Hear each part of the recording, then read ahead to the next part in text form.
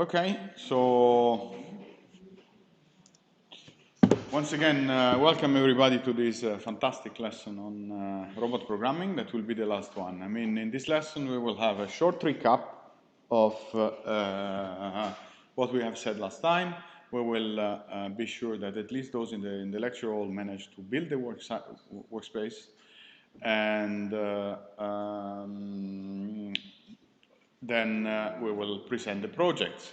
Now, when it will become the time of the projects, or in general the rule of the exam, when it will come the time, we will talk about them. Like right now, just like please refrain the questions about the exam, because there will be a proper time where we will be answering all of them. Okay? Today is the last lesson, I said. Yes, this is true. But it's also true that we will allocate the same slots of the lesson, right? So the same, or let's say we eliminate Thursday because it's happy for no one. But we keep, no, I see a large consensus in the classroom. And we just keep Monday 4 hours where we will be available to you for questions, support, and whatever. Of course, anything which is not contained in the slides. No? So, Professor, I didn't do slides from 1 to 13. Can you explain them from scratch to me? Is not a valid question. You will not be offended, but not even answered.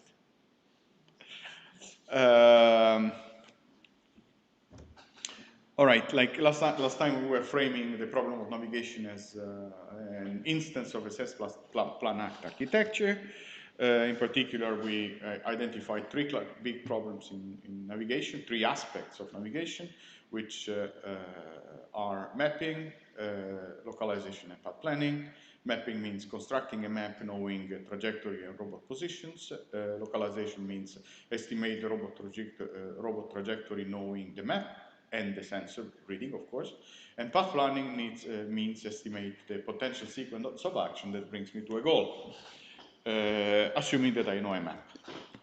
And there are also integrated approaches, so there are also situations where you want to estimate, for instance, the trajectory and the robot position, or you want to decide where to walk in order to keep maximally localized, and so on.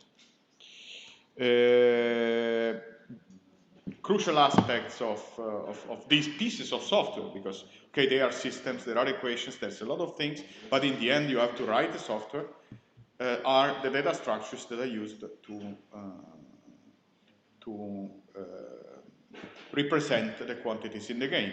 One fundamental data structure is the map, and classes of maps are, you might have, depending on your sensor, you might have multiple types. The most intuitive is a grid map, which resembles like a floor plan of the environment. It's just an image where every pixel denotes the probability that that location is occupied. Of course, there is a scaling factor that maps one pixel into a square of some centimeters into the environment. Another class of maps are the landmark-based maps, which are maps consisting of salient elements in the environment that can be identified over multiple views. Then you can have hybrid representation, like the graph-based representation that can construct a backbone of local grid maps or a backbone of landmark maps. And then on the highest level, you might have symbolic representations, which are useful if you want to do something with logics and maps. Okay? We will not talk about them. Not interested. Other quantities are the robot positions and the map. The robot position is just a position in the space. Sometimes you want to attach to the position also the velocities, because if you want to control your robot by considering its dynamic, like by making sure that the robot is always having grip on the ground, you can't give controls that are obnoxiously high, and you might want to include also this into the estimate, so to say. But for sure you have to estimate the robot position, which is the location of the robot with respect to the map. And the path is either a sequence of robot positions or a sequence of states that your robot has to traverse in order to reach the goal, or sometimes it might be expressed as a sequence of controls, which are the quantity that the robot should ultimately execute in order to reach the goal. And this is the case of model predictive control, which is like the big You know, it's the neural network of today in the control community, right? Like that's what everyone is doing. Now, I mean, having defined the quantities, we can look into the problems.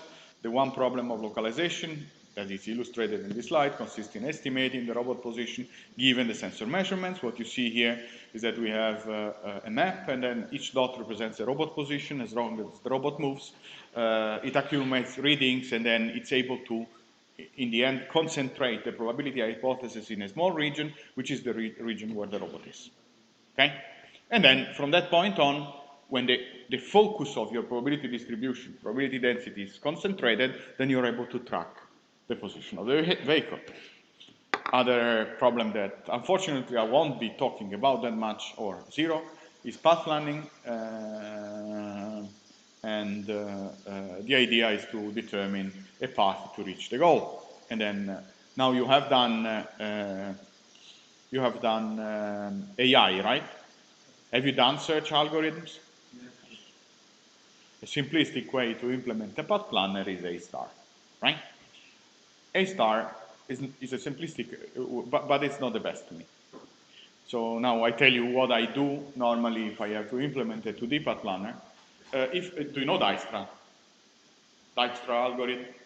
No, it's basically you start from the source, and it's like it started the other way around, only that you have no heuristic. So you calculate for every point the policy, the next best cell that brings you closer to the goal. Okay, and it has a time which is roughly logarithmic. It's n number of cells times the logarithm of the Q times the fan out of the connectivity. So it's basically constant in a number of cells in case of it. Okay. What you typically do is that if you use Dijkstra to calculate for each cell the cost to the goal, okay, when the map is empty, you calculate in a path planning algorithm, you calculate the goal, you click, you wait 1 second, and then you have Dijkstra that expands over the whole map. Once, because it's not that to your system you're giving a goal every millisecond. You're giving a goal and then you wait that the robot reaches. Okay? So it's worth to wait this little bit of time to get, let's say, the maximum idea. Now, turns out that if you use this profile, this cost function, are you following me, guys? You have a data structure where in each cell you put the distance to the goal. For each cell.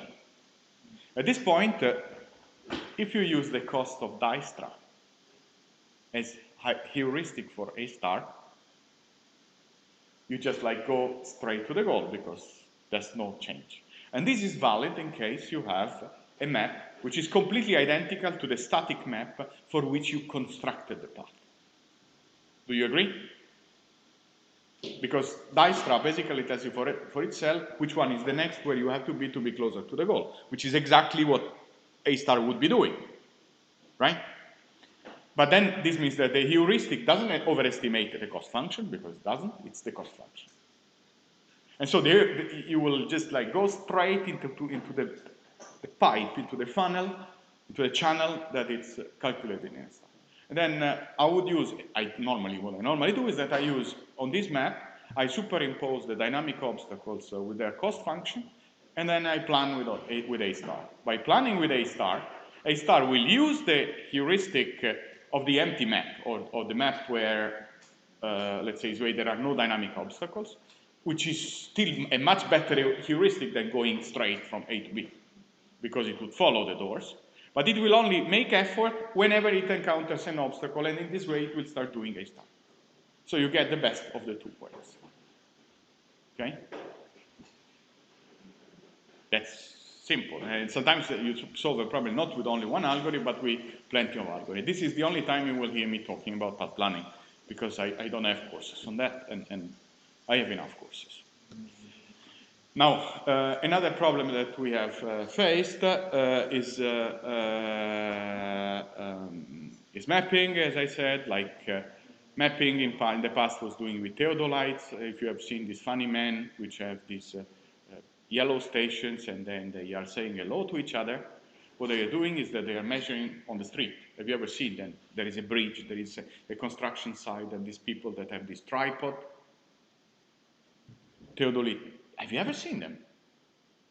They are dressed funnily, like with a yellow, like they are reflective people.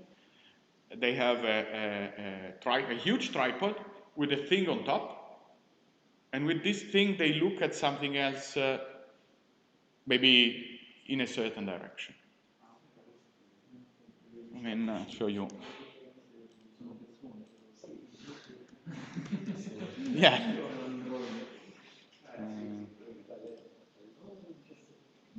This. These things, right? But that's a man behind it, right? It's not that they mount. It's not that they are extraterrestrials. Okay. Came a UFO, like Red Ronnie, right? Came a UFO, throws theodolites, and then they enter into the. Yes. Yes. They use also to build to make surveys of buildings, right? And how do? They have a little man, and then they mount a station. They mount a set of mirrors, a set of dots, special aims. Then with this, they aim at them and they measure azimuth, elevation, and distance. Aim at them, azimuth, elevation, distance. So azimuth, elevation, distance. Okay? And then they have a lot of these relative angles. Then they move, they change position, and they re-estimate them. Of course, they estimate them, the location of these markers in a way that there is always an overlap between one take and the next take. And then at the end, they calculate the relative position of the markers that minimizes, because there is also an error in the measurements, that minimizes the error in the measurement, which is in the end a map. It will be a map made of landmarks, okay? But in general, like people in these things, they also assume that they know the position of the theodolite. Okay, so what they do is they just, because they measure it somehow, okay? They could post-optimize. But I mean, at the first take, they have some precise way of measuring the relative position of it, I think.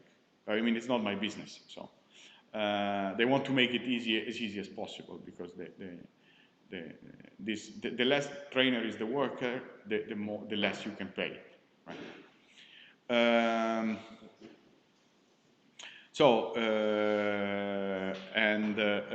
The point is that normally in robotics a perfect estimate of the position is not available, and so you have to do this game of mapping and localization all together. So you just construct a little bit of the map, and then you localize in this map. You move a bit by being localized in your first map, you go to the second, and then you construct another map, and then you have an estimate between where you were and where you are, and then these are two maps, but together with the estimate comes also an uncertainty, right? And then you keep on constructing and constructing and constructing. A typical effect is that when you come back to a known location, you will have accumulated a drift, because every time you are mapping in open loop, it's like you're going on, and then every time you make a little error, right? After a while, the error will be huge. And then if you come back to a previous location, you're no longer where you expect to be. And then by taking into account this thing, you could rectify the whole process by redistributing the error. I mean, it's super simple mathematics, believe me, only that I don't talk about it now. You redistribute the error, and then you have a more or less consistent map. Okay? Okay, this was an example of SLAM. It's always nice to see. Now I have 4 hours, so I can take it easy, right? Now here you see the tiny little robot that walks, and constructs a map. Accumulated drift. Loop closure. Okay? That's it. Still, the system is my system. The robot is this one over here. The one that you show us, the sensor. Yeah, exactly. But the point is that it was outdoors. The small one that I've shown you in class, I mean, it has motors. I mean, they are 100 watt each motor, so they could drag it. The point is that we have been very mean with the chassis, so it has these sliding wheels that, it would just like enter into a hole, into a bump in the street, and do that. We need to improve mechanics. Anyway. putting all these problems. So what we have seen is three things. We have seen variables, right? Map, robot pose and path. And we have seen problems that aims at estimating these variables, given in every time the knowledge of the sensor readings. Because the sensor readings is a constant for us, right? It's something that we can rely on. It's not something we need to estimate. Okay, localization aims at learning the robot position, path planning aims at learning the trajectory or the sequence of controls, and the mapping aims at estimating the map given the sensor position, no? Given the knowledge of another variable. In contrast, SLAM aims at estimating the robot position, the robot trajectory, and the map given only the sensor reading. And where is the goal? There is no goal. No, in SLAM is mapping. They are completely passive processes, meaning that they don't take decision on where to drive the robot. Okay? Huh? There is another problem, which is called exploration, that takes care of, assuming I know the map, and assuming I know my position, I want to know where the map so far. I want to know where to go in order to augment my mapping according to certain optimality criteria, which might be time, might be quality of the map, because in order to get a good quality, I might want to revisit over and over a certain region. Clear? Well, let me see if the audio is good, because you never know. Yes. Clear. And then you can also have everything integrated, no? You can have that I estimate my map by doing SLAM, no? I estimate the best next view by using the best map taken that I have from SLAM. I take into account also the uncertainty of my map in the different positions, because I might decide, okay, I have time, I have explored all this environment, but there is this part which is a little bit crappy. Let me go there and let me fix it. Let's see if I can observe it again and disambiguate something. And this is it's the core, the middle thing is this little, you know, rounded triangle that's in the middle of the thingy, of the diagram. Okay. Now, anyway, like we want to be cheap, and then as engineers, please, please, please, engineers, for the foreign students, I have to say one thing. Engineers has two different meanings, two different roots in English and has two different roots in English or in the Anglo-Saxon languages and in the Latin-based languages. In the Anglo-Saxon language, engineer comes from engine. So the plumber is an engineer, okay? In the, say, French, Italian, and so on, engineer comes from ingegno. And traditionally, in the past, engineers were highly ranked in the Western society. That's also École Polytechnique in France are seen as high things. If you go out and you sell yourself on the English market, you should sell yourself as computer scientist or robot scientist, because that's what you're doing. Okay? I mean, only here we translate engineer with engineering. But if you look at the course of study, you're more applied. If one does it well, at least, no? In theory, it's more applied physics. So you're a scientist.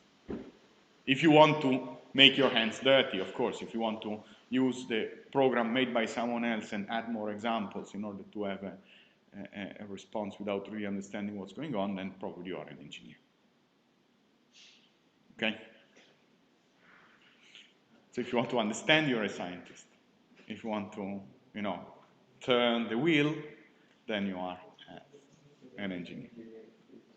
With respect to the engineer. I mean, okay, that's a gap, you know, because but remember that there is this etymological difference in the word.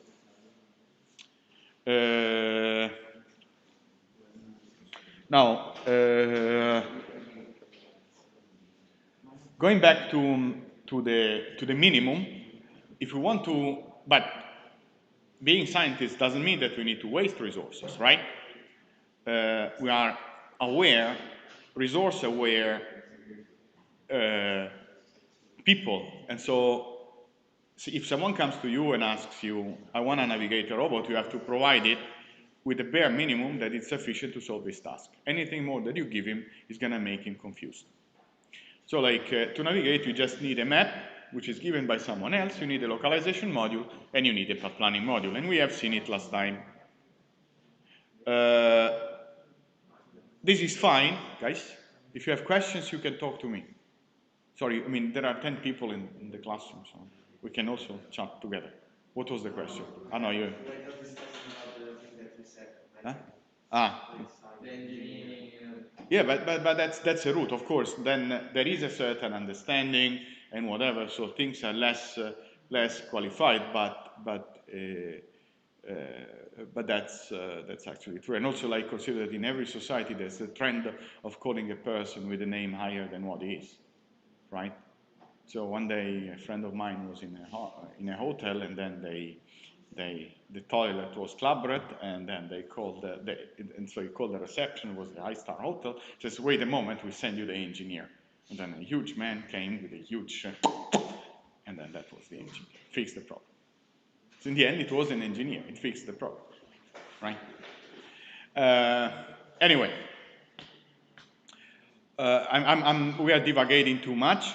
What I want to say is that to navigate a robot, the minimum that we need in case the environment is static is a map, a localization module, and a path planning module. We don't need to re-estimate the map over time, because if the environment is fixed, once we have the map, we keep it. No? It would be stupid to re-estimate it. And this is what most of the, in many circumstances is sufficient. If the environment changes, you can try to modify the system to keep it as simple as possible. How could you do? Yeah, well, you could insert a tiny little obstacle avoidance module that ensures safety. So if the robot wants to go too close to an obstacle, it says stop. Okay? Then until the obstacle doesn't move, your robot is standing. Or maybe it tries to avoid slightly the obstacle if you can figure out, maybe calculating a local path around. And all this is good as long as you have an ego estimate or position of yourself in the environment which is reliable.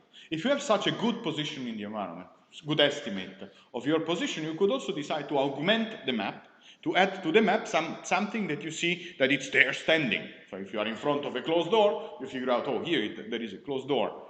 3 minutes that it's a closed door, then let me put it in the map so that then the planner will decide to plan a route around.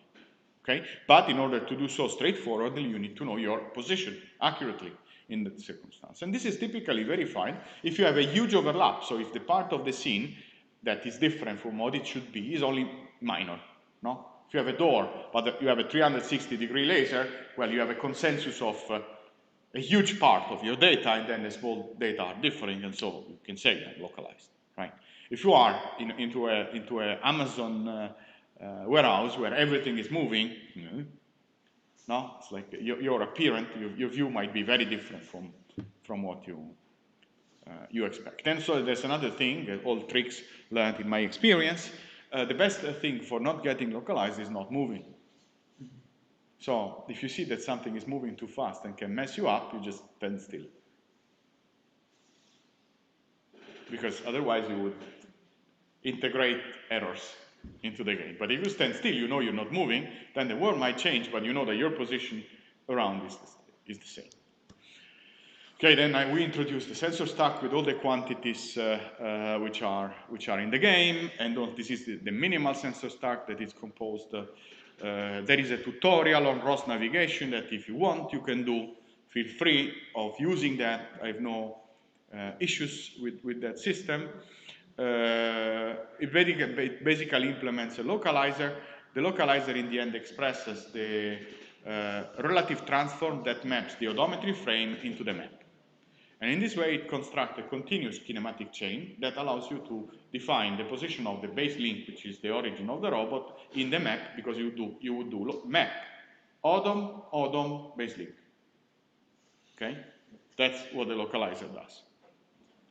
The localizer feeds on sensor measurements, feeds on sensor transforms, because it needs to know how the laser is oriented on the platform, and feeds on an odometry that tells him how much it's moving. If it's a little bit stupid, because you could just like feed on the odom branch of the transform tree, but it feeds on odometry. That's a redundant information. Odometry has more things in the end. It's a richer message, has also covariances. Then there is this huge, gigantic blob over here, which is called move base, that is an ensemble of many little tiny nodes that do global planning, A star, or Dijkstra.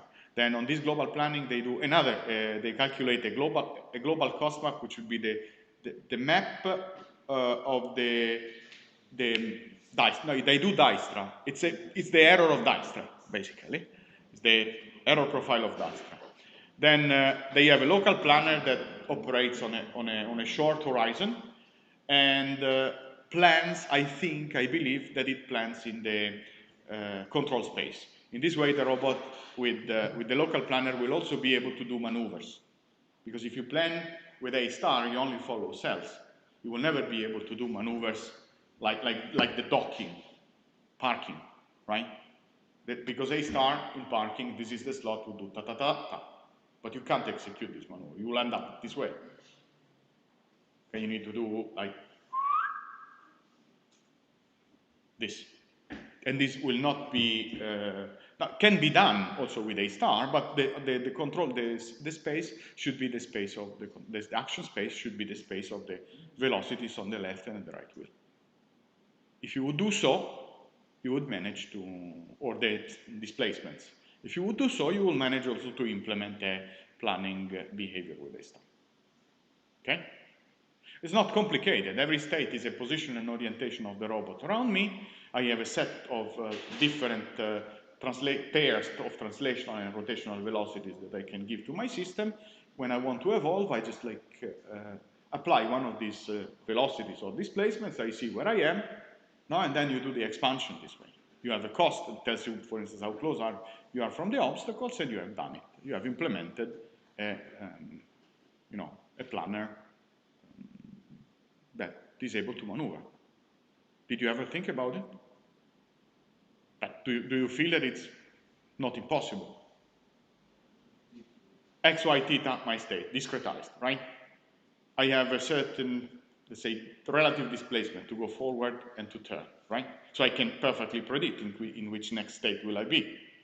Don't I? But yes. You're talking about probabilistic robotics? Right? No. I'm talking about A star. No? I know where I am. States of the robot, discretized, X, Y, theta. Angles, cells, discretized. Only that you also need to have the angles. Action space. Move forward, move both wheels forward at 10 centimeters per 0.1 radians. Okay, action number 1. Action number 2, move the right wheel 20 centimeters and the left wheel 5 centimeters. 5 radians, 5 whatever, angle. You discretize the action space. Basically, you have 2 actions, move the right wheel, move the left wheel. For a certain amount of time, your integration quantum. Agreed? Okay. You sample a set of these actions, also going backward, no? One back. So you have, let's say, 10 velocities for the right wheel, 10 velocities for the left wheel. So you have 100 possible combinations of velocities. So you have 100 possible actions. A state we have said that is a cell x, y, theta in this space, right? By applying one action, you can figure out where you end up. And then the cost might be the cost of your cube, of your robot, of the profile, or the distance, the minimum distance between your robot and one of the walls. And also the distance to the obstacle. To the goal, excuse me. And so you could implement the plan. No? I mean, okay, this will be one of the projects of the course. Now I'm thinking about. All right.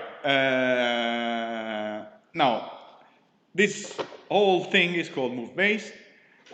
Both localizer and planner, they get fed by move-based, by a module, which is the map server that stores the unique global map of the thing, and then by running this bunch of things, you have a module that senses that it's listening to a specific topic, which is simple goal, which is the goal where you want to send the robot, and produces the velocity commands. In doing so, basically what happens is that it gets the transform of the robot with respect to the world from the localization, uses the map for calculating the path, uses the sensor sources to update eventually this map. In the end, it spins the wheel, and then in the end it produces a velocity command that will steer your robot where it should be. Okay? Now, for building a map, typically what one does is what you have seen me doing in the class, so taking a robot and steering it around with a joystick and recording data, or sometimes I could have also run the thing on the robot itself, but normally it's more convenient to, but I didn't have a monitor, I couldn't see anything. It was a Raspberry Pi, and also I didn't have network, so yeah. Well, it's what normally you do, you record a bunch of data, and then you come to your station, you process it with a program that implements SLAM. The question is like, what? A bag is nothing else than a log file of ROS. You can record back with ROSbag. No. Google, if you want, I will Google for ROSbag for you, but I think you can do it, right? You have questions on ROSbag, folks? No. ROSbag record topics file. That's it. And then you have a bag, a file that contains all the messages about the topics that were transmitted. What do you need to record in the bag? Well, classical thing is that you wait, you spend hours in just taking your robot around, and then you forgot to record the one relevant topic that you needed. Okay, so be sure that for running this laser-based SLAM, the program that runs SLAM has all the topics that it needs. In particular, it needs odometry, ODO. It needs scan, or base scan, or however it is called. But the laser scanner mounted on the platform, and it also needs TF, because the transforms are used to determine where the laser scanner is mounted on top of the robot. And then it produces basically a file, an image, which represents the occupancy grid, which looks like pretty much like a floor plan of the building, and also some meta information about this floor plan, because the image doesn't tell how much is a pixel in meters, right? You need to be able to have to scale this map. You need to have the scale, no? When you buy a map at the shop, when there were maps and people were buying maps into the tourist shops, there was a scale, right? Because then if you figure out that there is this distance between Maranella and Termini, you might think it's close, but it's not. Okay? 4 kilometers, 5. Yeah. How do you get the scaling factor? You impose it. You impose it when you release the map, right? When you your colleague is asking, how do you get the scaling factor? You get the scaling factor in this process. You typically impose it because you get the raw sensor measurement, and they are, I don't know, they have the resolution. And then normally you don't go beyond the resolution of the sensor, because otherwise it wouldn't. Now you just like see things. But then you can impose it. You can generate maps which are higher, lower resolution, as long as it makes sense. Is that necessary to have the same resolution as the sensor? No. You can have a lower resolution, and if you use some funky thing, you can also enhance the resolution. You can also get sub-pixel resolution. You can do these sort of things, but not now. Okay. Yeah, we're talking about grid maps. Okay. There are different classes of maps. I don't have now the software here. Maybe I'll show it. So I have the software, but it's on another account. Maybe I can show you like other classes of maps, the other things later. But now, let's live in 2D. 2D is comforting, is relaxing, is easy to visualize. It has all the complexity it has all the concepts of 3D without the 3D complexity. Yeah, but how do you do, for example, obstacle avoidance with 2D maps? With 2D or 3D? 2D. When I talk about 2D, I'm talking about your colleague is asking, how do you do obstacle avoidance by using 2D maps? Well, there are two aspects. One, if the sensor sees the obstacle, right? If you're sure that whatever is seen by the sensor is seen by the robot, then you can do, I don't know, a potential field repulsion. What you typically do is that you say, you have your direction. Imagine it's a force that steers you towards a certain location. Then you have the obstacle points that deflect this vector, and then you get some intermediate vector, it's called potential field, that will drive you around the obstacles while trying still to reach the goal. One way, but it's not the way. If I have a chair, for example. Okay, you are saying if the obstacles are not seen by the sensor and they are not in the map. No, it's not true, because the robot that I have shown you doesn't have a camera, doesn't have anything, and in fact it passes under the benches. Because it sees a void, right? It sees void, and then I was making experiment. We will do them here. If you ask him to go from here to there, it does zigzag in the middle of the legs, because it can pass through. It's free for him, right? Because the sensor was on the top. And he could see everything. But of course, if you have a tall robot and then you constructed a map with a floor with a laser low, which is recommended because at least you sense something, then you need to mount something on top. Sure. Yeah, nothing is invented. It's not that you can sense it. If you don't see it, you're going to bump into it. Probability 1. And also the cliffs. No? If you are on the end of a curve, marciapiede, this is really, really ugly for a robot, right? So normally, like commercial robots like Roomba, I have a cliff sensor, which is just a thing that measures the distance. It has the wheels on the back, no? It's round, and here it has a thing that says, is there a floor under me? Is that the floor under me? Is that the floor under me? Otherwise, it would go down the stairs. Yeah. But anyway, like from a logical point of view, you could also augment the map. It's not that you have to use the very same map for localizing and planning. But the important thing is that they are oriented and the same. No? You could have a multiple layer map, where a layer is maybe the obstacles that are not visible by the scanner, and in this way the planner would just plan around these obstacles without, even if it doesn't see them.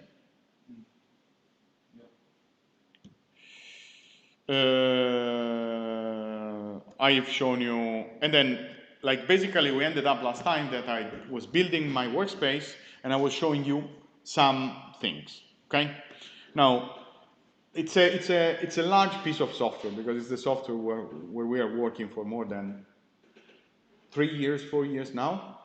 And I mean, the concept of this software is simple, that I don't want to have dependencies on ROS. So this software is in theory ROS free.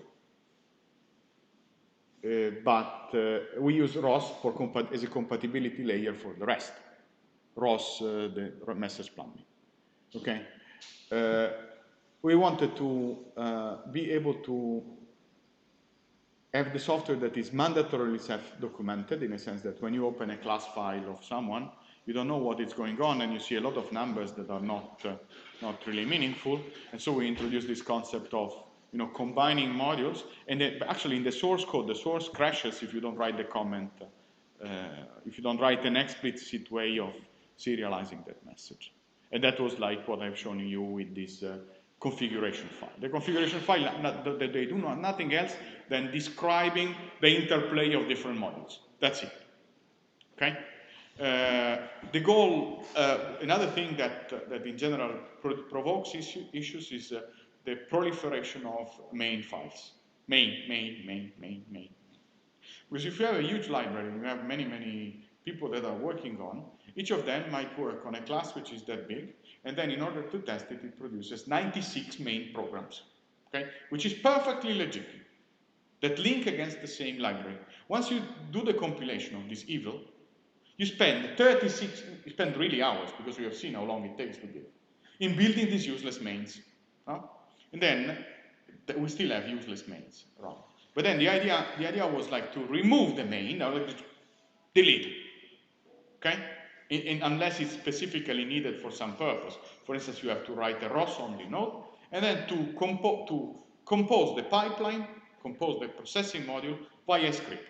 So you create these modules, then these modules become a configuration file, and then you can load them up, and then you can say to one of these modules, hey, you start, after having done some configuration. Okay? That's the game. And this is, I mean, to me, this is really good, because then in the way, not having a main allows people not to trick, because the module has to work off the shelf once included in the pipeline. Okay, that was the thing, and that was the miracle that you were seeing with this shell. So anything that you can do, the gross tasks at least, they are done by the shell, and that was the reason why every program that you have launched in this system was launched by SRG2 shell. That's one binary, the shell. And what the shell does, it wakes up and it reads into this dl.conf file these dynamic objects. If it doesn't find the dynamic objects, it says, oh, I didn't find them. In order to make it find in the dynamic objects, what the shell does is to crawling into the directory, from the current directory up to top level, seeking for a file which is called dl.conf. This file will contain, and it will stop at the first occurrence that it finds. And of course, you can specify paths. Okay, so my dl.conf is made this way.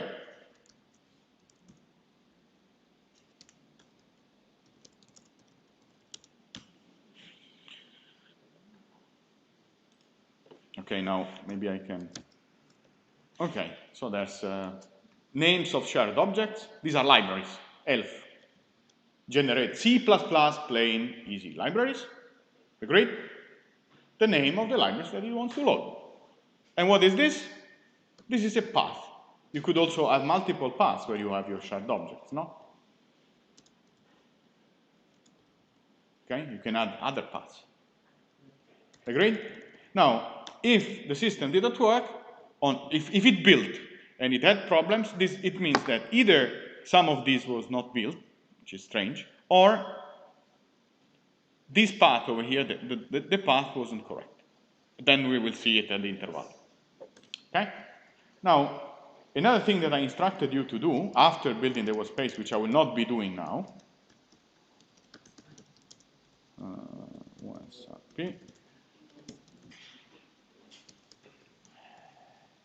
it's not that I will not be doing, it's that I can do it as much as I want, because thanks to the build system, having it been built once, now, in case I change something, it will only build the stuff that I've changed.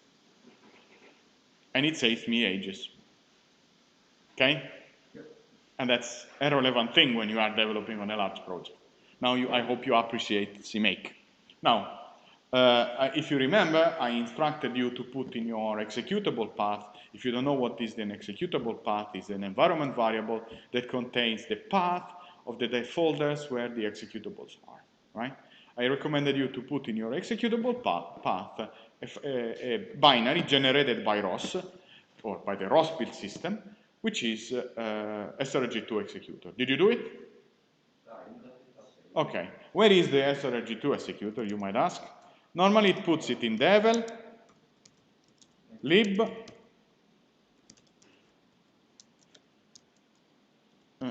executor,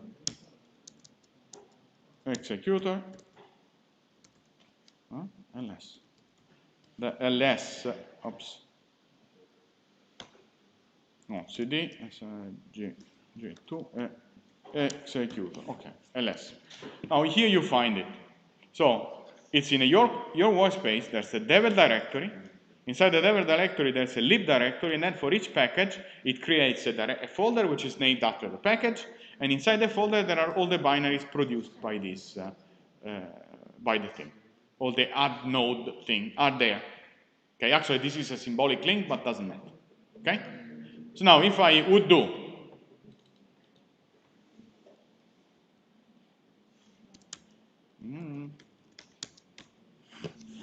okay, well, this is because I linked the libraries of ROS.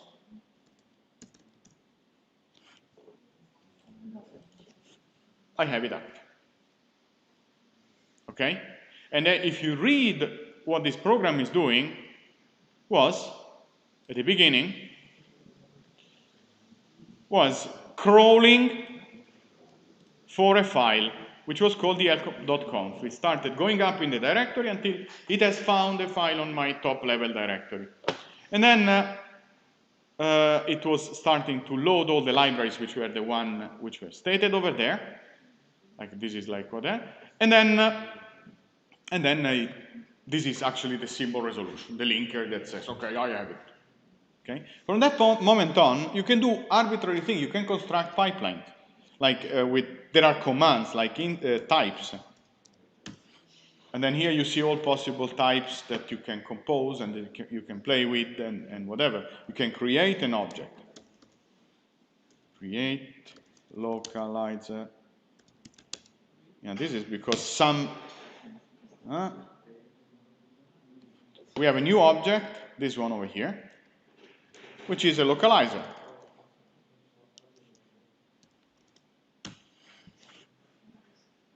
Okay?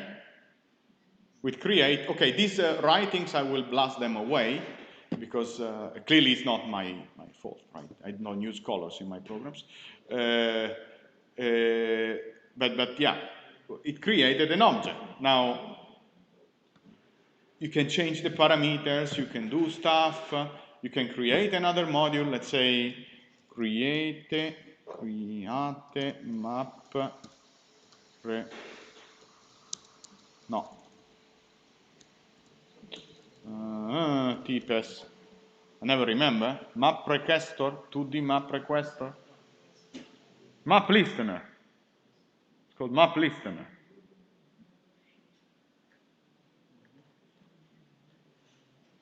Navigation 2D map requestor ROS. Here it is.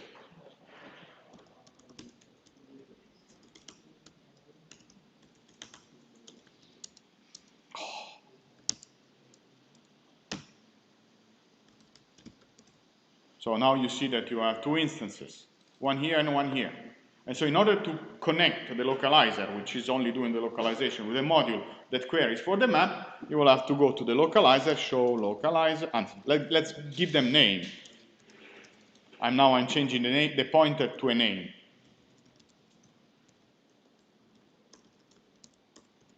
This is clearly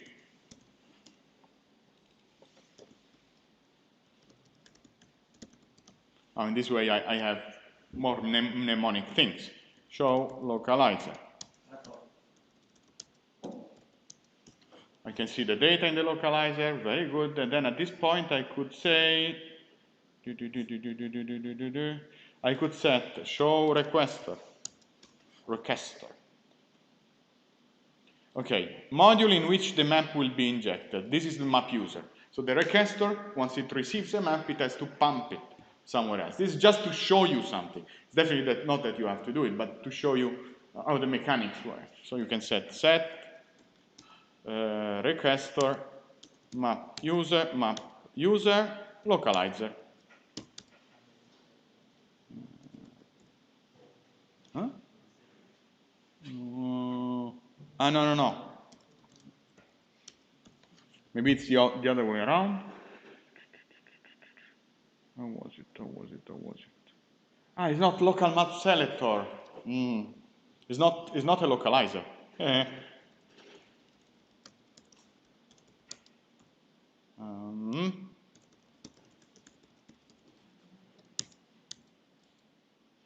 Better.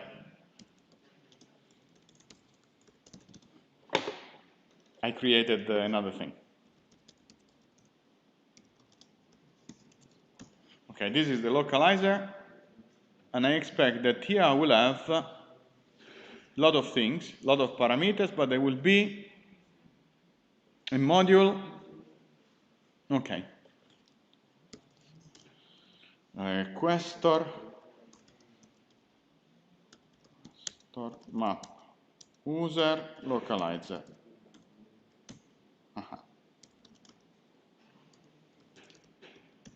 What I've done is that I've created a connection between two modules. Okay? It's quite powerful because I'm not programming, I'm just like connecting things. And then with the same mechanics, you can also run the system. And that's what you have in the scripts. Now, in the same way, you could load, so whatever, all the complexities in these configuration files, because the modules, they do typically relatively simple things. Now, clearly, exercises, clearly, last time I came to you and I built a map, right?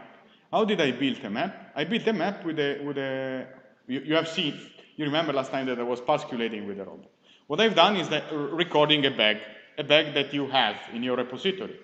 And also, by processing this bag, I wanted to construct a map.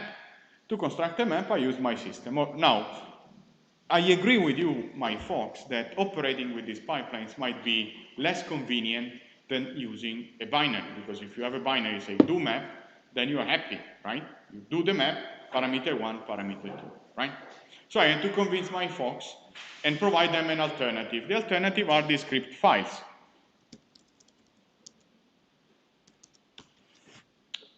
I don't know if you ever know this shebang, this thing of the Unix shell. This means if you put a dash, exclamation mark, and then a program, once this program here, this binary here, will be seen by the kernel or by the shell as an executable. An executable that will consist in calling the shell, calling this program, and passing to it, as if it was typed by you, all the arguments which are in there. Okay? So like if you run this program, it calls the shell and says echo arg0. Of course, I added some variables that parse the command line. So, and then usage, blah, blah, blah, blah, echo does echo, prints on the terminal. And then it opens a configuration file. It sets into the source of the configuration file. So in this configuration file, there will be a module which is called source. It sets the file name to the first argument that you have provided by shell. It creates a canvas to show the image. It runs a module. And then at the end, if you want to save the map, it will call another command. But this is my binary map. It's like me typing these things. Of course, this makes no sense to you for now because you don't know how the modules, what is the meaning of these modules. But open opens a configuration. Set sets a variable name called file name in a module called source. To which value? To the value argument of 1. The first argument in a command line. This is for visualization. Add the canvas and attach it to a module which is called Slam so I can see. Run runner. Runner will be a module that will be the one responsible of reading the bag and pushing the data into the simulator, into the Slam. At the end, when it is done, you can call another module and say, hey, dear mapper, please save the map. Okay? And which name do you give it? The second token of the command line. So if I run it,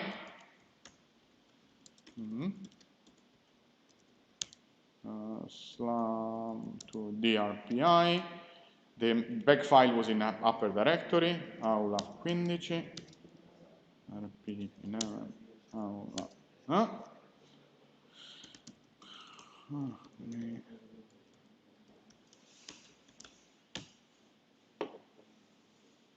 oh!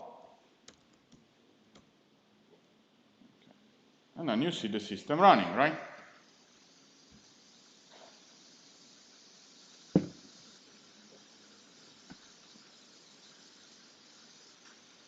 And we have our map. Are we happy? Or we have at least slammed done by the module. And then presumably, I think we also have a file which is called myfunkymap and myfunkymap.png. Let's have a look at them. Here it is. Isn't it beautiful? That's our map. Okay? Clear? But this is the post phase of rendering. You say, oh, but I'm not really content on how this map was looking like. I'd like to have it straight, right? Because, things are good when they are. So let's have it straight. So you could go here, here, when you have the shell. You see that you have the prompt, I'm in the shell. I could rerun the mapping process and rectify the map. Okay? There's a module, says if I write names, this is only to show you the power of the system. If you write name, unfortunately, can I edit preferences? I will unzoom a little bit, okay?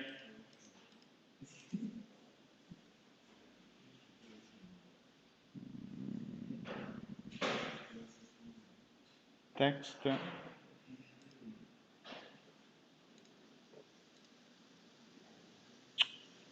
No?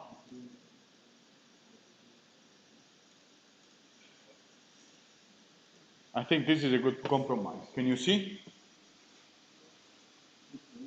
All right. There's a module which is called mapper here, right? You can ask, please mapper, tell me what you can do. And it says, I can reset myself, save the graph, or save the map. All right. Then I can say, can I see the internal variables of the mapper? And well, I mean, these are variables which are related to the construction of the grid map. Oh, there's also the resolution, you see? You could change the resolution. If I would change the resolution and rerun the mapping process, then it would do. But for now, I'm interested in changing the global map orientation here. So what will I do? I will send this variable, and then I will tell the mapper to save the map again.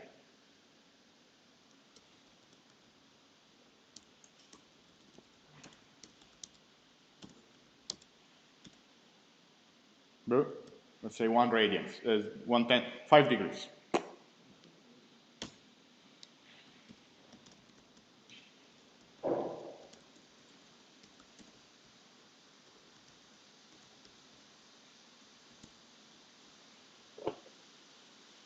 Yeah. Oh, no. Where? Oh, here. Better, right? No? It's rotated. Ah, okay. I wanted to rotate it. That's what I wanted to do. I didn't expect it to be more beautiful. I expected it to be rotated. Okay? We can try to change the resolution of the map. Show map.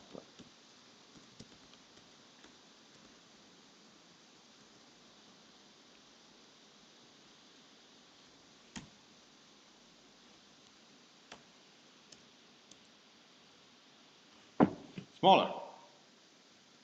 Like this changes also the pixel in after angle. Everything. Okay. So it's consistent. It also changes the proportion. You know, so I want to make it larger.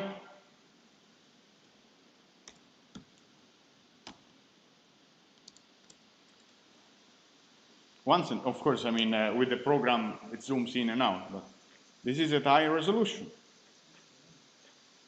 Let's have it, you know what I mean.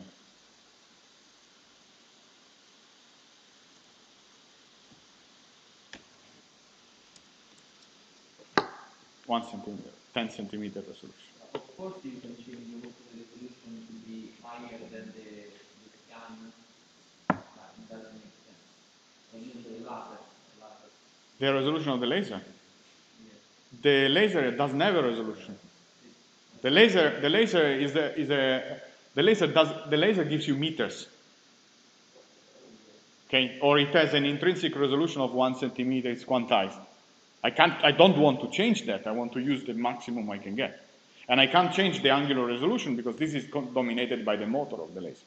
Yeah, but if I wanted to have the maximum resolution as possible, I can always put the resolution of my sensors as the resolution there. Yeah, but the resolution of your sensor was 2 centimeters. And you can do that. But normally, you can do it. You can improve the things. You can improve the things with techniques which I can't tell you in this course. Okay? But right now, what do we have? Wait a moment. What do we have? We have something cool because we have a map which we call the My Funky Map Inc., which is the include file for stage, right? We have a map, and also we have another map that's the same one that I've generated before. Why, Giorgio, did you have to generate this map? Because if you look carefully here, I had to make black the corners. Because stage doesn't respect the resolution of the map that you load in. So now I show you what happens if I would start this. If I would use the same map in stage and in the map server, stage would expand my map, right? Would stretch it so that it makes the pixel bigger. Because don't ask me why. Really, don't ask me why. This is one of the things, I think I'll die because of this question. But, so, in order to prevent it from doing this evil thing, you have to color the corners with GIMP, okay? That's what I've done. If I open it with GIMP,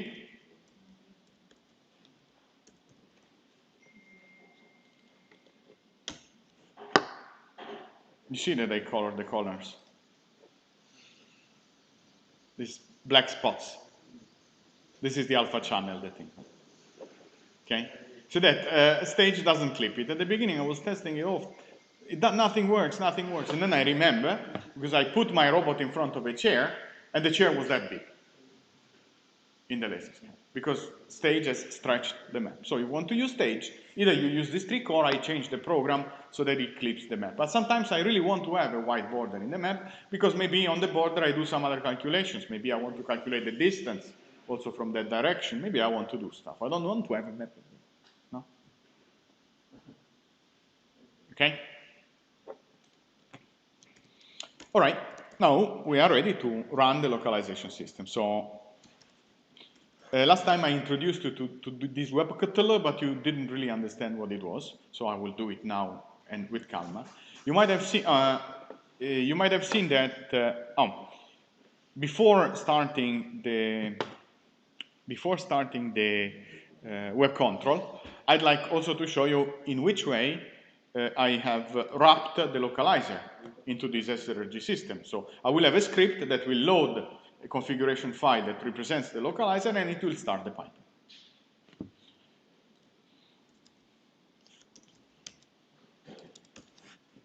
And that's what you see. You have the shebang, so execute it with the shell, open the configuration, open the source, because for the online processing you need to do this, open the sink, because it's a running module live, so we need a source and a sink. One that reads from ROS and one that writes into ROS. Remember that anything else ROS in the middle, ROS disappears. Okay, so we need the two tabs, one for going and one for coming.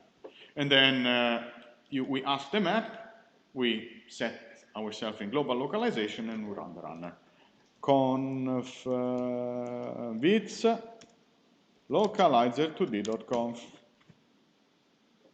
Nah. -C evil. Okay, and here you see what's going on. We have a pipeline runner, the runner, that reads from a source, message, ROS source, name, source. Okay? Of course, you can create the pipeline also by using the tool, right? It's the same as the GUI. Then there's TF in ROS, right? We mimicked our TF internally because we wanted to be independent from ROS, so we have our internal TF, which is called platform. It's a thing that stays there, listens the transform, and if you ask him, hey, where I am with respect to where I was, it tells you the difference, okay? It's like a listener. But in this way, if ROS changes version, we're still compatible with ourselves. Then we want to sort the messages, no? Because they might come in different order, and you want to temporally order them. And then everything else goes into a module which is called the localizer2d. That does basically the bulk of the thing. The localizer2d, in order to function, it has to receive a map. And then I was forced to write a ROS-only module, which is this 2D requester that calls the service of the map server, please give me the map. Therefore, in the script, then once the system is running, it's running. So, and then now you understand, but this is just like to enter a little bit in the details. This is why you understand, open the configuration file, open the source, so the messages from ROS start flowing, open the sink, so if I want to publish something, I can publish something. And then you can say, dear requester, request the map. It lists the map and it bunks it into the localizer. And then to the localizer you say, I do, start the global localization, it will be a command, and then you run the runner. Okay? Clear? Now, you could run it with run SRG2 localizer to DSRG. No? Of course, I don't have simulation running, I have nothing, and so there's nothing I can do. No? The system is not ready at this moment. Okay? because I don't have stage and whatever. Now, all these things suck because once you want to start a system, you have 1.5 million programs to run. And then you need to remember the sequence. You start stage, you start the laser, you start the robot, you start this, you start that. So like, and also another thing that you have is that on a robot you typically don't have a monitor because the robot is remote. And normally, if you are on Wi-Fi, you experience with me, but Wi-Fi in general doesn't work when it should. And so, like, what do you do in this case? You develop a minimal, network-based thing that allows you to send the commands to the robot and to see if the programs are actually running. Okay? And so that was it. So it's a stupid program that takes a name and takes a command, and it produces this GUI where you have button name of the program, the command that you don't see because it's in the configuration file, and then you have a key, Ctrl-C, Ctrl-V, start, and whatever. Right? So web control starts on your local machine, a web server, on which you can connect remotely, and then with which you can interact with a set of programs, Ctrl-C, stopping, starting, restarting, and so on, to see their outcome. Okay, guys? So, this is how a run navigation would look like. There is a first program that we call ROSCore, and then it runs ROSCore. Now, the big problem was that a lot of configurations, they have environment variable. If I want to make this system working on melodic and on noetic, I can't hard code the path, okay? I need to use some environment variables. Now, the environment variables, ROS distro tells me in my machine, noetic. On your machine, melodic, whatever. Melodic, noetic, or whatever, right? So here I have done the expansion. Okay? That's the miracle, that's the message. So in this way, you expand the things to your actual distribution, and you don't make mess. And I don't have to write the configuration file for A and configuration file for B. And also there is this thing here, lost risk package directories, is some environment variable that I found out that points to your devil, lib, morte, whatever. Okay? Otherwise, you could easily write down the entire path over there. That clear? Fine? And then I'm not allowed to launch a script, so I have to launch really the executor with the name of the program SRG to start. That's it. Okay? Clear? Very good. Now, with this in place, I could do what I really want to do. Notice that also that program, web control, I have it on my shell.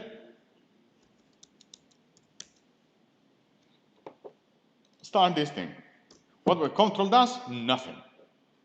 Nothing. Zero. Bello, eh? I laugh when programs do nothing.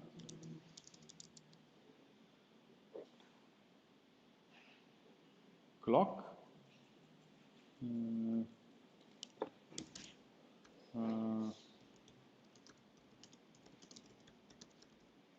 One asks, what is clock? Zero. For your purpose, Marco, for your purpose is enough to launch it with web control. It's like it's only to provide. Once you have to start it, this allows you to start a simulation system and to have a navigation service ready. And then the projects will be built on that if you want. But I don't want you to code into this mess. You don't have right now, the muscles to do that. In a while maybe, but not now. What I'm asking you, what I will be asking you is to use, of course, it's there. In the end, to interact with it, you just have to send a message and receive a message. It's nothing spectacular. You can use it as a black box for now. If you're interested in later and whatever, bit by bit, one will do stuff. Okay? But then, where do I find the web control? Localhost 9001. Here it is. Now I start ROSCore. Notice, start ROSCore dies. Why does it die? Because ROSCore, I have another ROSCore installed. And if it reports that the core is not functioning, it dies. I think I killed it. No. No. I had the Roscore running. So each time I tried to start Roscore, it was dying.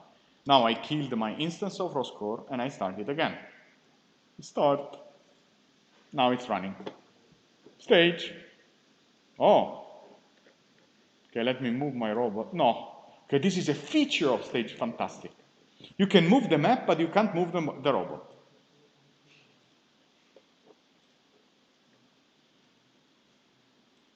Oh. You can move the map, but not the robot. Nice, eh? This is because when you want to add more features than what a program naturally supports, the program itself collapses. One should really be honest, and when doing a program, it says, this goes from here to here. If you want to have something else, use another tool. But yeah. So we have our funky robot here. Now let me move the map so that I put the robot in a position that I know where it is. No, now it moves everything. It's not even self-consistent. Oh, oh, fine. Okay, it's nice to move the map instead of the robot. Okay, there it is.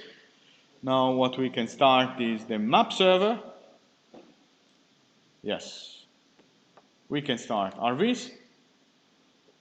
We open it, you remember the configuration, open config, file, open config. I save the configuration in order not to select all the displays. And this is the configuration that we have. What else we can do? We can start the localization that issues that program. It's still the same shell, same class loader, same everything. It's the same program. And we have it here. We can localize the robot. I think it was looking like that, more or less. Fine. We can start the planner. Planner started. Then if we issue a goal, we should see a path. Yes, we do see a path. And there is also the global path.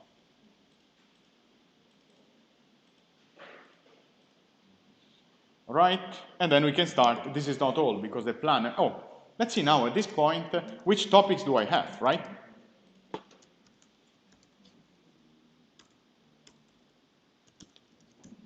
Oh, I have plenty of topics. I have the laser scanner, I have the map, map update, move base simple goal, to which I can send goals, right? If I would, with draws topic, send a goal, with the planner would receive the goal and would plan a new path.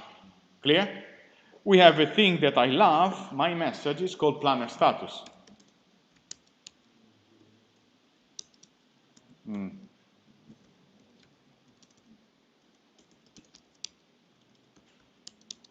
Huh?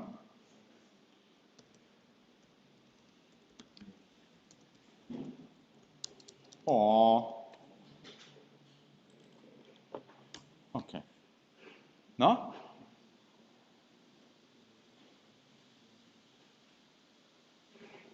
Ah, ecco. Okay. This is the status of the planner. It's a message that tells me the status is cruising. I'm in theory moving because it's issuing commands. There's no one to listen. And what it's doing is selling a path. It says the cost to the global goal is this, the distance to the global goal is this, in meters. And this is the distance to the local goal, which is the goal further to which it aims. Okay? By monitoring the status, by monitoring this message, you can see what the planner is doing. Okay? So if you want to send an agent somewhere, you just like record this message and then you see what's going on. Now, why the robot isn't moving, you might ask yourself. Because there's no one which is shooting command vel. If I do here, ecco, there's no one talking, right? Right? Now, what can I do? What can I do? I can start an object, a program. This time is a ROS program that listens the path, the local path, knowing the position of the robot, decides which velocity command to issue to my holonomic platform. Okay? To my differential drive platform. Okay? Well,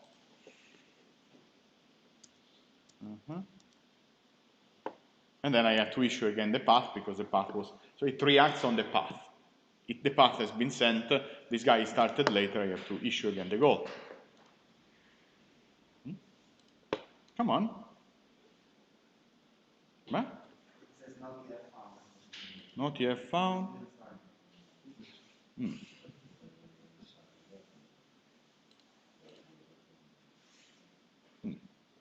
But is the localizer alive? Beh. Che bello, eh? You can do this and this. And then toward this, to the pose estimate, you're more or less here. Okay. To the nav goal, go here. Come on. No, was the dynamic, didn't work. Let's try the static. Start. After cut 0.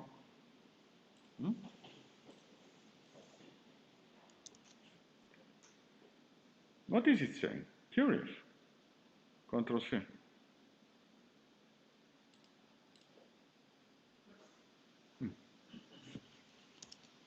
To the nav goal.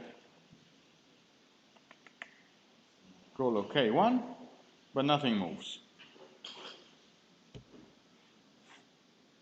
Running, received goal, but it's not moving.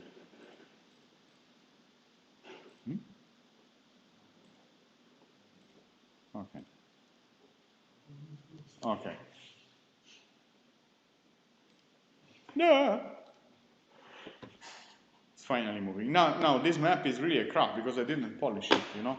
There are a lot of foot, a lot of shades, a lot of evil things. If you do it in a more structured environment, you have more fun. But you have a more structured environment because you have the diagonal. Okay. Then, because also in this environment, the stage doesn't let me move the obstacles, so you couldn't really see what's going on. But yeah, and the robot moves. And believe me that it also reacts to obstacles. But I can't show it to you because if I go on stage, I think the system breaks.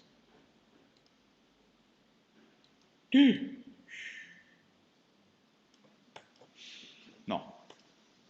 Yeah. It reacts to obstacles. Try again. No. It has this zone here that if you click here, then you lose completely the focus. As long as you're out, see? All right. To the nav goal. Okay, you have a navigation in the end, no? I've shown you everything. I've showed you the full spectra, how to construct a map, how to monitor the planner, because now let's give a planner a task, let it go to the goal, and let's see what's going on in terms of status. Now, this was the command vel topic.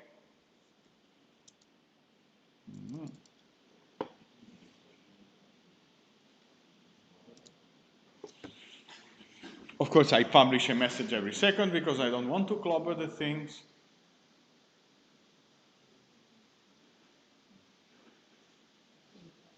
Also tells you the distance to the goal. This is very important to figure out whether you reached.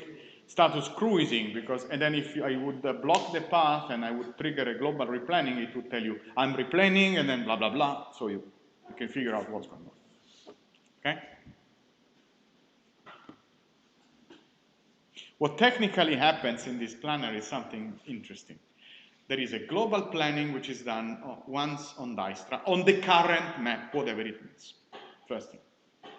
Then there's a local window A star. It's a Dijkstra, you have a path. There's a local window A star, which is done on a local map around the robot, okay, which considers also the obstacles. Okay? The goal of A star is to go from the current location to the position on the border of this local map, which has the minimum cost. So it's basically, it explores all the border of the local map. Because it has to decide where to go, to the left or to the right if there is something obstructed. Okay? Third step. On this map, given that I don't like the result of a star, because a star moves on grid, right? I recalculate Dijkstra, from the point and the border of the local map over the whole map. Dijkstra gives you two interesting things. Gives you a cost map, okay? And the cost map is a function, right? And as every function, it can be interpolated. If it can be interpolated, this means that you can calculate a smooth gradient that allows the robot to fall, not to move. And that's exactly what you see here. To the nav goal. Here. I will disable this path. I don't know how to disable this evil here. You see that it's smooth?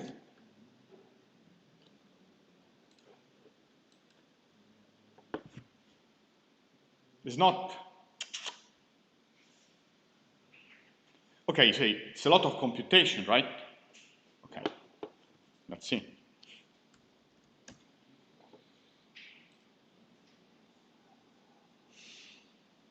It's not there.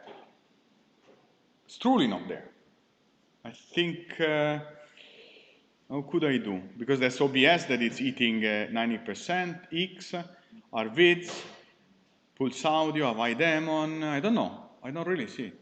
I mean, normally, like, we are around 5%. For all.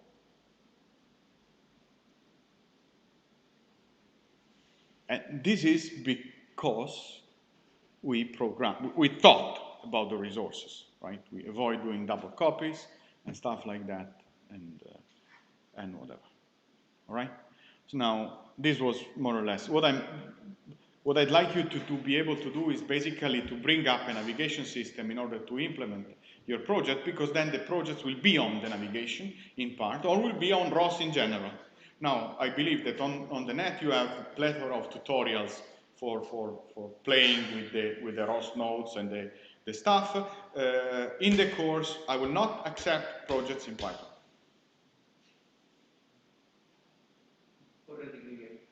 Okay, that was clear since the beginning. No, we didn't do. No, because at least once in your life you have to experience the brute machine of the machine. Okay, brute, what it can really do.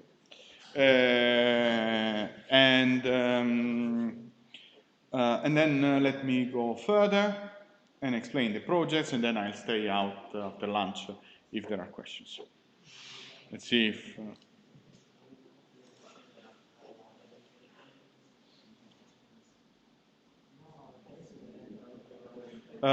Marco, I will answer to you. So where is stored the map? The map. Marco is asking one question. Where is stored the map? And the question of the map is where, in which part of in which file, in which stage? During SLAM, where is it stored? Or during localization, where is it stored? During SLAM is stored inside the SLAM program. And it's stored as a graph during SLAM. If you are interested, there's SLAM interfaces, there is a graph, and that's there. This is the map in SLAM. The map in localization is nothing else than the data structure is grid map. If you harvest into the source code and look for grid map, you will find what it is, which is in the end is a stack of matrices. One matrix for the traversability, one matrix for the occupancy, and so on. But let me go to the. Ah, questo è andato. Vabbè. Non ho finito. Ah, avete capito che ho finito? No. Ah, no. Vai. Let's move the idiot. All right. Next. This was more or less an introductory thing, and then you have. The rest is documentation. Another interesting bit that you have is the joystick, right? If you need to steer the robot with a joystick, there's a node which is called joystick that reads the joystick and sends the robot left and right. I don't have a joystick at hand, but if I would have a joystick at hand, I will show you that the joysticks actually the robot. Okay? Clear?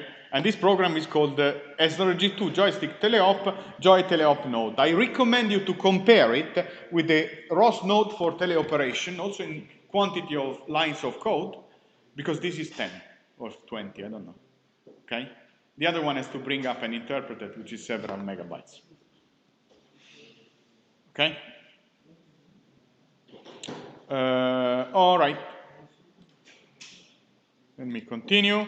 We go a little bit long, and then I do a stage, a question session. Good stage, good, good. Okay, the good thing of the web controller is the following.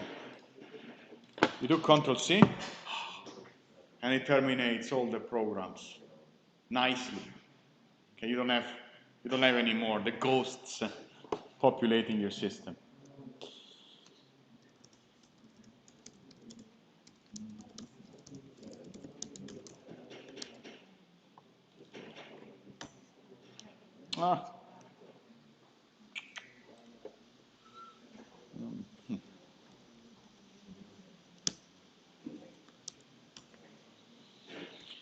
Okay, the exam as so project and exam rules. And now I think that I will have 1 million visualizations on YouTube by tomorrow. All right. The evaluation is binary, as you might know. No? Pass, no pass. Where no pass doesn't mean that you are fired. It means that you are not passing in this session. Okay? You can try at the next session. So there's no penalty occurring. Okay? Poi, at each session, like before of each session, when they give us a window, so they say, oh, this day you have to open the exam, I will tell you well ahead a set of one, I hope it will be a bunch of days, one after the other. And we together will decide, because depending also on your appel, okay, that you don't have to die, and you have to have the possibility of doing it, to process the exams, no? to do the exams. In these days, I don't want to do anything else than exams, because multitasking is not for me. No? All right, so after this session, those that do not register in time, so there will be a registration window, then 1 week before we close the registration, who is in, who is out from this session, and then we start processing the student's batch. Because I believe that you need to have your project ready someday before the deadline. Also because we have to organize the spaces. Then we open the next session and the same batch, and so on. That's the way it would work. Now, if you are asking me the dates, I will give you the dates by Friday, because I have to talk with the administration, because they have to provide me with lecture halls and something to do the examination. That clear? Now, in case, I'd rather prefer to do exams in presence, but even if they are not in presence, but I'm flexible on that. Let's say this way. The point is that I don't know how many students are actually attending in presence, how many are not, and so on. Let me see. Anyway, the discussion will be the same, only that you are here with your computer or at home with your computer and 26 cameras that observe you from every possible aspect. Okay? That will be. So, is that clear? We will establish, okay. From now on, which are the projects? Me. Okay. These people get processed, and then the session will be closed. When they tell me, if you don't close the verbali, I kill you, then we say, close the session. And we process all those that are registered in time. And then, once again, please register yourself only if the project is ready, right? No? Not, I plan to do the project in 3 weeks, I register now. No, I have nothing ready. No, you have the project ready, and you register before. Okay? It's not dramatic, because I'm not asking you theoretical questions. So, you come and you show the project. So, it's not that you have to do 1 week in the mountain to get ready to the project. The project, oh, there is another tutor here, which is Omar. Do you have an institutional email, Omar? Okay, I will put you.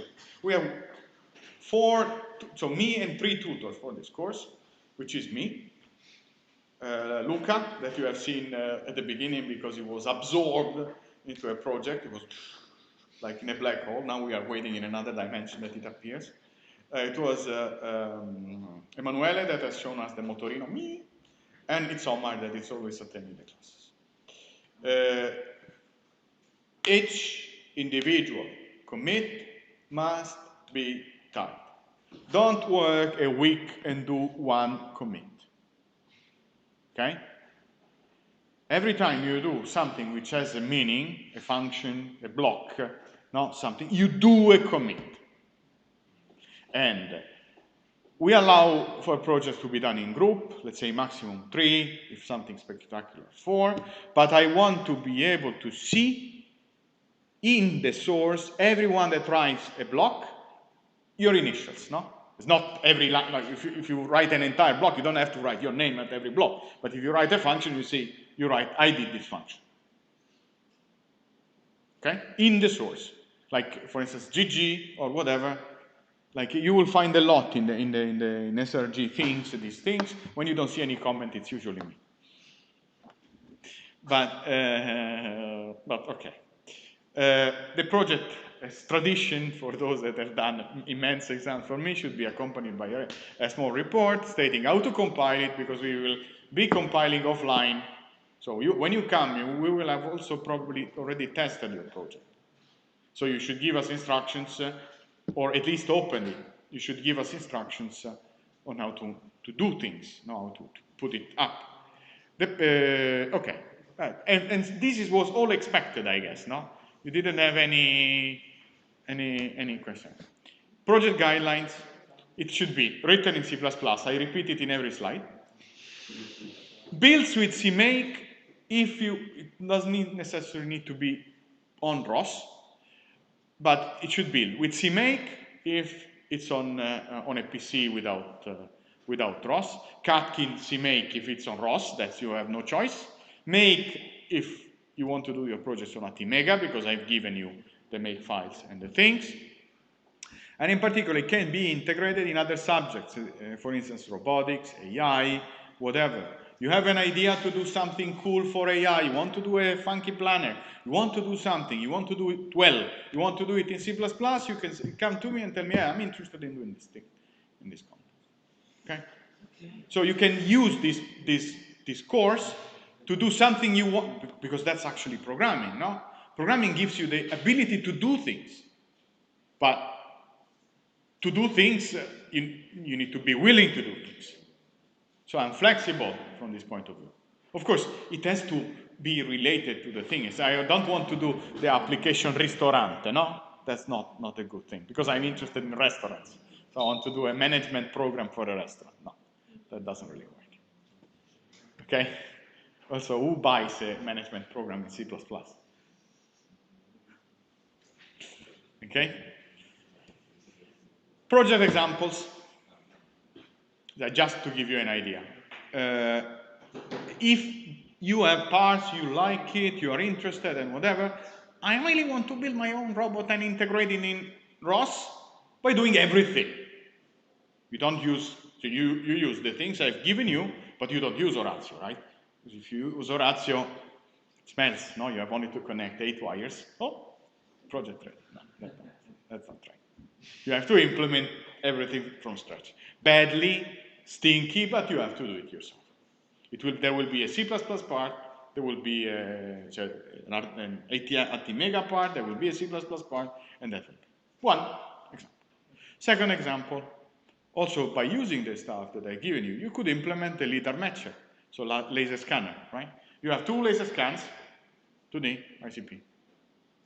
I've shown you 3D ICP, you could do 2D ICP, right? Stupid, right? Only that it has to be integrated in ROS, run in real time, and provide you a relative transform between one robot position and the next, or between an odometry. It should allow you to reconstruct it. One.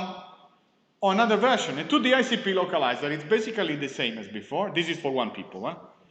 2D ICP localizer, you load a map from an image, it's your business. You load it as a set of points. You populate these points, and then I give you a position, and then you have to try to refine this position. Like, by using ICP, the map becomes your scan, basically. Okay? 3. This is cooler, normal base matcher. Now, if you have a laser scan or a curve, a sequence of points, you can extract the normal. How? Well, if you take these points over here, now these points in a ball, this region of points, you could construct the covariance matrix, basically, and then you can pick up the normal as the axis of the covariance matrix, which is the smallest one, because it will be a long thing, and it will be have a normal thing. Or you can also do it, let's say, well, that's the best way, basically.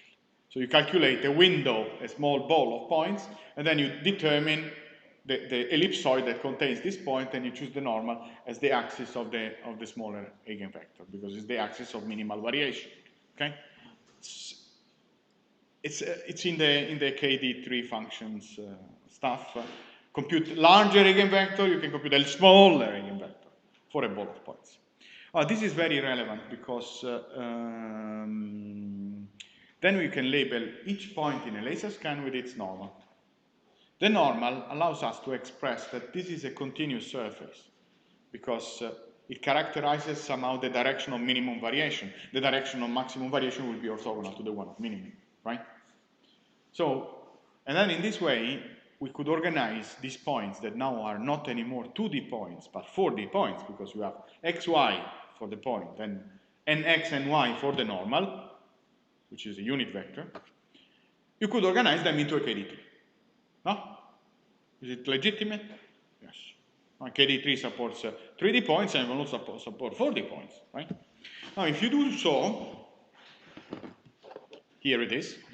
This is the first. You implement a node that constructed this KD3, and then we provide you with mathematics for conducting the alignment that considers the normals.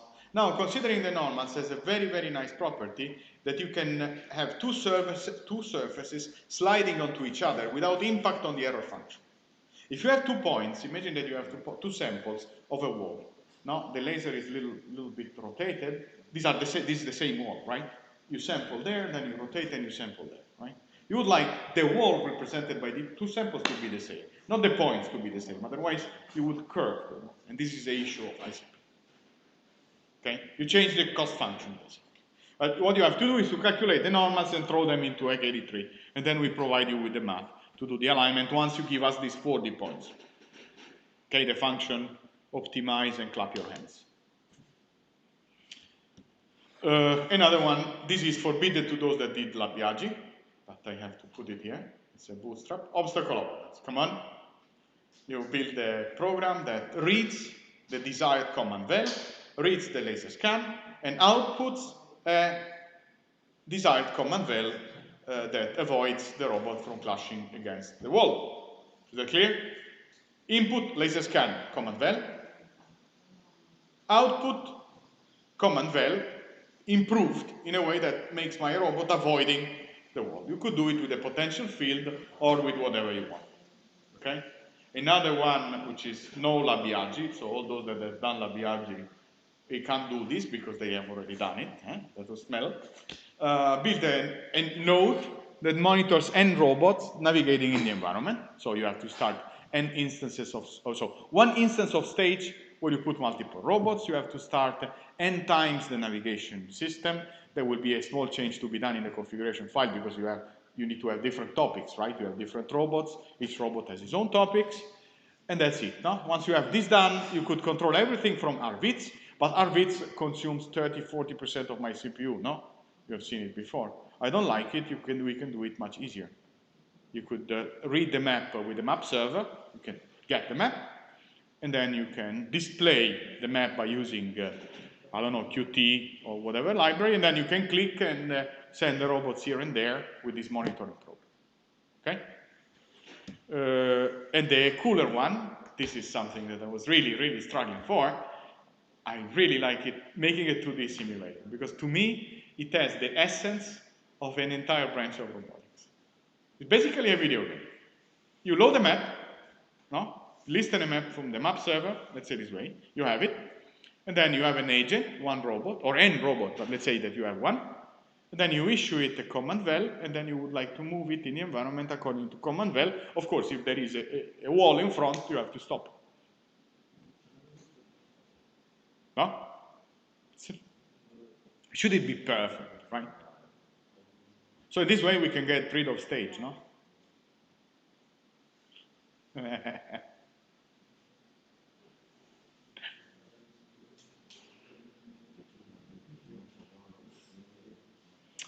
Okay, these are examples. Now, an important thing. What will happen at the exam? One thing that I decided to do is that you present me your project, I read who has done what, and I might ask you, or I will ask you to do some tiny little modifications on the fly, right? But something that I digest it's possible to be done, not something which is exoteric. Something that if you have done that program, you do this, yeah. Of course, no? Not something, oh, now that you have solved this problem, now solve this huge one. No. Oh, there are two, what would you do to put another robot here? Something like that. If you have done the reasoning, you will get the paternity. Failing to answer this question makes me doubting on the authorship of the work, and implies that you will go to the next session and the project will be changed.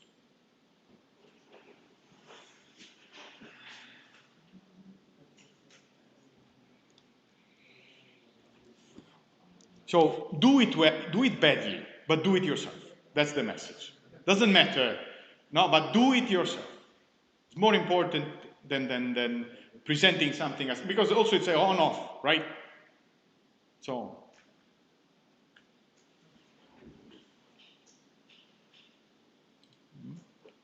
let me see. Are there questions on the net, Omar? No. Thank you. Okay, now I think we can go feeding. If you have questions, I'm here. If not, we can disappear.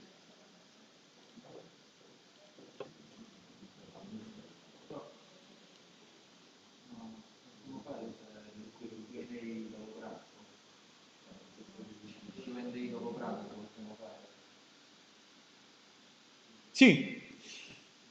Ok. No, sei molto timido quando me lo dici. Ah, ok. Q&A dopo pranzo. Sì, sì, facciamo. So after lunch. Oh, wow, wow, wow, wow, wow. There are questions. I'm commoved. Okay, folks. After lunch, we will do a Meet, Zoom, question and answer.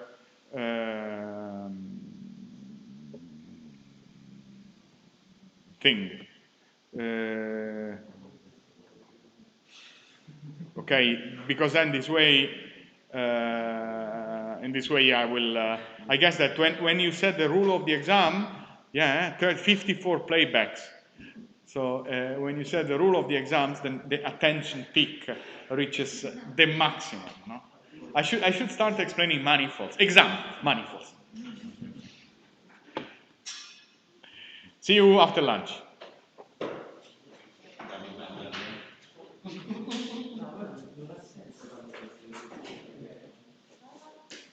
On Zoom.